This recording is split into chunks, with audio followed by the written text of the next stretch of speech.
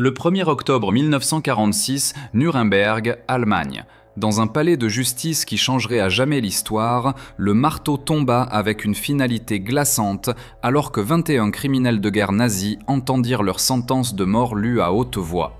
Parmi ceux condamnés à mourir se trouvait le feldmaréchal Wilhelm Keitel, un homme dont la loyauté pathétique envers Adolf Hitler avait fait de lui la figure la plus méprisée de l'armée allemande et l'amènerait bientôt à connaître l'une des morts les plus atroces de tous les criminels de guerre nazis. Wilhelm Keitel naquit le 22 septembre 1882 dans le petit village allemand de Helmscherode, mais son chemin vers l'infamie commença par un traumatisme d'enfance qui façonnerait son besoin psychologique désespéré d'approbation. Quand il n'avait que 6 ans, sa mère mourut de fièvre puerpérale après avoir donné naissance à son frère cadet, créant un vide émotionnel qui serait plus tard comblé par sa dévotion malsaine à Adolf Hitler. Son père, un propriétaire terrien prospère, n'avait aucune intention de prendre sa retraite prématurément, brisant les rêves du jeune Wilhelm d'hériter du domaine familial. Sans autres options disponibles, il fut forcé de rejoindre l'armée prussienne comme officier d'artillerie en 1901, commençant une carrière militaire qui s'étendrait sur plus de 4 décennies et se terminerait dans la disgrâce ultime. Pendant la Première Guerre mondiale, Keitel servit sur le front occidental où il fut gravement blessé par des éclats d'obus en Flandre en 1914. Après sa guérison, grâce à ses compétences organisationnelles exceptionnelles, il servit dans l'état-major général de l'armée à partir de 1915. La défaite humiliante de l'Allemagne en 1918 et la punition sévère imposée par le traité de Versailles forgèrent son ressentiment profond et sa volonté éventuelle de servir tout leader qui promettrait la résurgence allemande, peu importe à quel point leur méthode pourrait être maléfique. Quand Hitler et le parti nazi prirent le pouvoir en 1933, Keitel trouva son maître parfait. Mais Hitler ne valorisait pas Keitel pour son génie militaire ou sa pensée stratégique. Au lieu de cela, il le gardait proche parce qu'il était, dans les propres mots méprisants du Führer, aussi loyal qu'un chien. Ce n'était pas du respect ou de l'admiration, c'était l'exploitation froide du besoin désespéré d'approbation d'un homme psychologiquement brisé. Le prix de cette loyauté pathétique fut la destruction complète de la réputation professionnelle de Keitel parmi ses pairs militaires. Ses collègues le méprisaient ouvertement, l'appelant moqueusement un lèche-botte aveuglément loyal dans son dos, et le décrivant cruellement comme ayant un esprit de sergent dans un corps de feldmaréchal. Hermann Göring, chef de l'armée de l'air allemande, fut particulièrement brutal dans son évaluation des capacités de Keitel, tandis que d'autres officiers de haut rang le rejetaient simplement comme un suiveur stupide d'Hitler.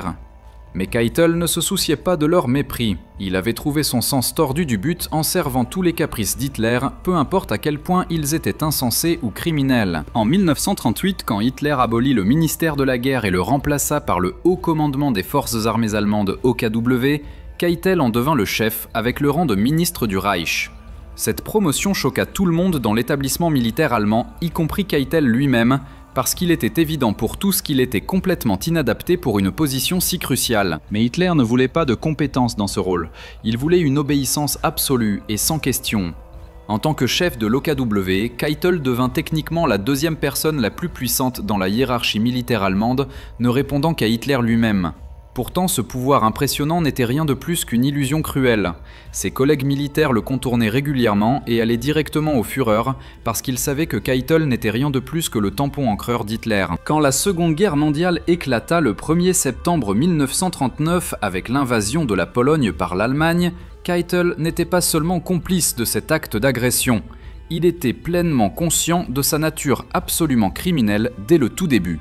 Les plans d'invasion incluaient le nettoyage ethnique systématique, les arrestations massives et le meurtre délibéré de la noblesse, du clergé et des intellectuels polonais. Le 7 septembre, l'Obergruppenführer SS Reinhard Heydrich avait déjà déclaré que tous les nobles, le clergé et les juifs polonais devaient être assassinés. Mais ce fut Keitel qui le 12 septembre ajouta personnellement l'intelligentsia polonaise à ses listes de morts, condamnant des milliers d'enseignants, médecins, avocats et scientifiques innocents à une exécution brutale. Ce n'était pas une décision hâtive prise sous la pression de la guerre, c'était une expansion calculée du génocide que Keitel rédigea lui-même avec une délibération froide.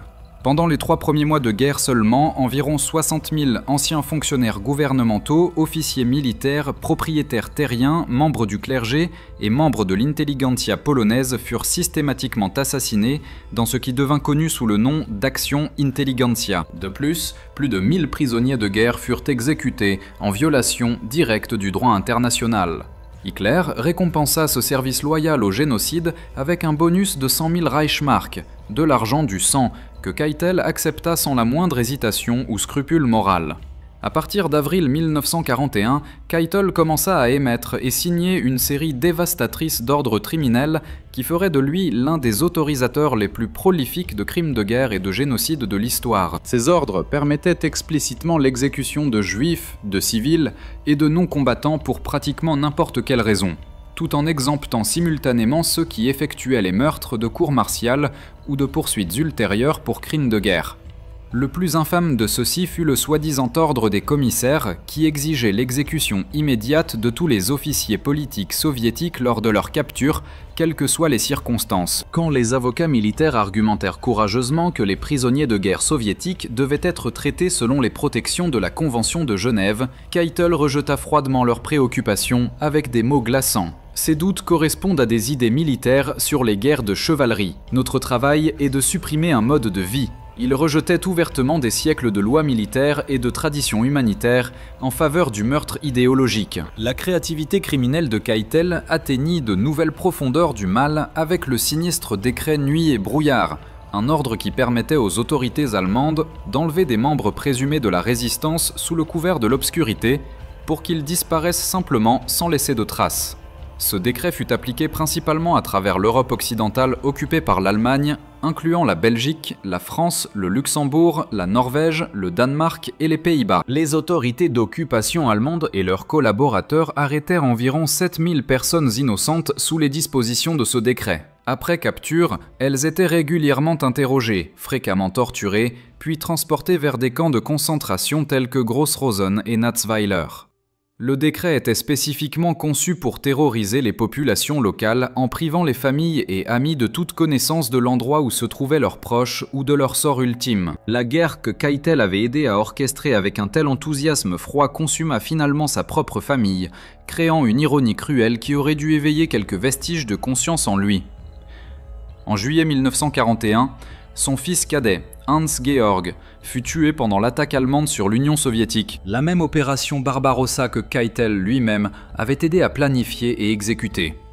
À la fin de la guerre, son fils aîné, Karl-Heinz, devint prisonnier de guerre entre les mains russes, une autre victime de la décision de son père de servir le mal absolu.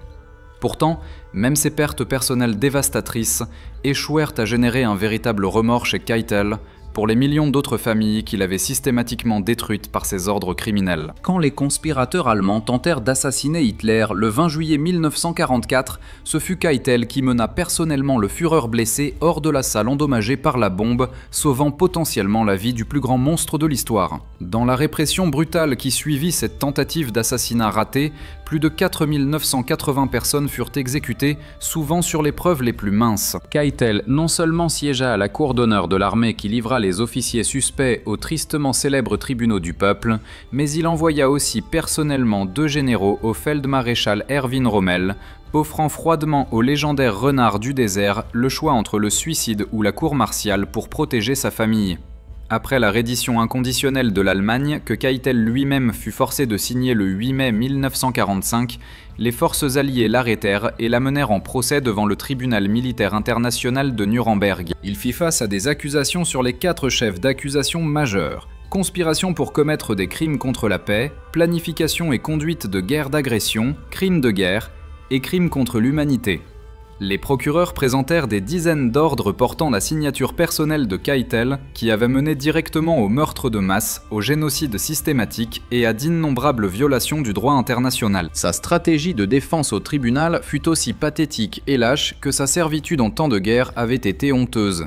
Il admit savoir que beaucoup des ordres d'Hitler étaient manifestement illégaux, mais insista pathétiquement qu'il ne faisait que suivre les commandes en conformité avec le principe du leader et son serment personnel de loyauté à Hitler. Ces atrocités se développèrent l'une de l'autre, étape par étape, et sans aucune connaissance préalable des conséquences, plaida-t-il devant le tribunal, essayant désespérément de se présenter comme une victime innocente des circonstances, plutôt que comme l'un des architectes principaux du génocide. Le tribunal militaire international ne fut pas dupé par cette performance disgracieuse. Le psychiatre de prison J.M. Gilbert observa que Keitel n'avait pas plus de colonne vertébrale qu'une méduse.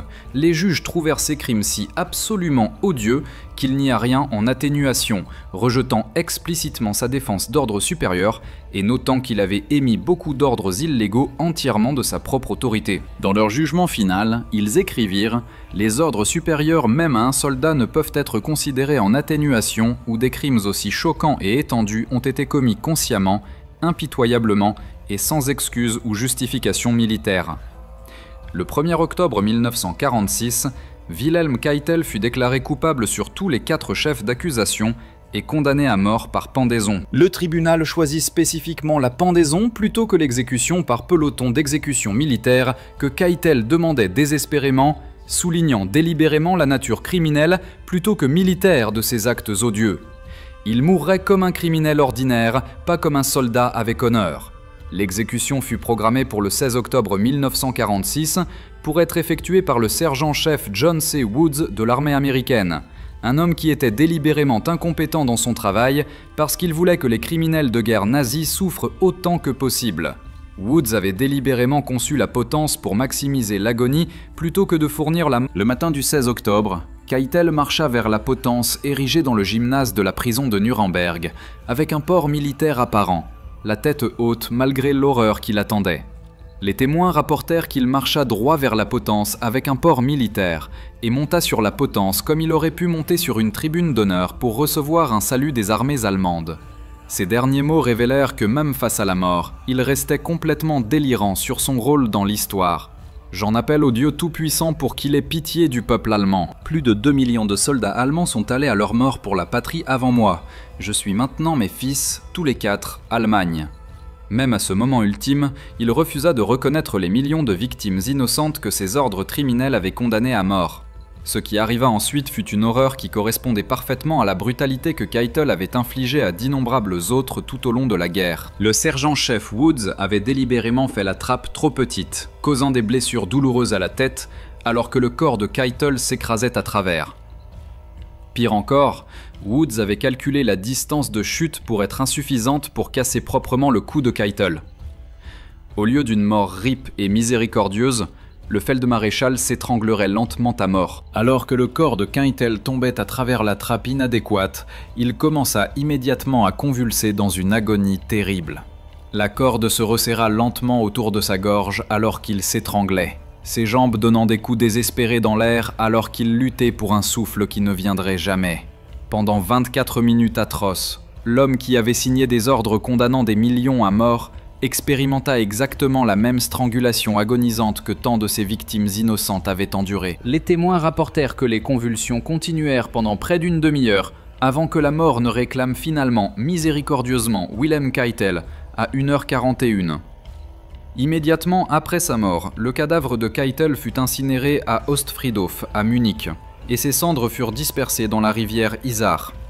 Les autorités alliées voulaient s'assurer qu'aucun monument ou sanctuaire ne pourrait jamais être construit pour commémorer l'un des criminels de guerre les plus complices et méprisables de l'histoire. À l'âge de 64 ans, la fin brutale de Wilhelm Keitel servit comme jugement final sur une vie qui avait été complètement dévouée à servir le mal absolu. Contrairement aux grands funérailles d'État dont les dirigeants nazis avaient autrefois joui pendant leur règne de terreur, il n'y eut aucune cérémonie, aucun honneur militaire, et aucun pleureur pour Wilhelm Keitel. Sa mort agonisante marqua non seulement la fin d'une vie pathétique, mais la fermeture symbolique de l'un des chapitres les plus sombres et honteux de toute l'histoire humaine. Wilhelm Keitel mourut exactement comme il avait vécu, comme le serviteur fidèle et irréfléchi d'Hitler.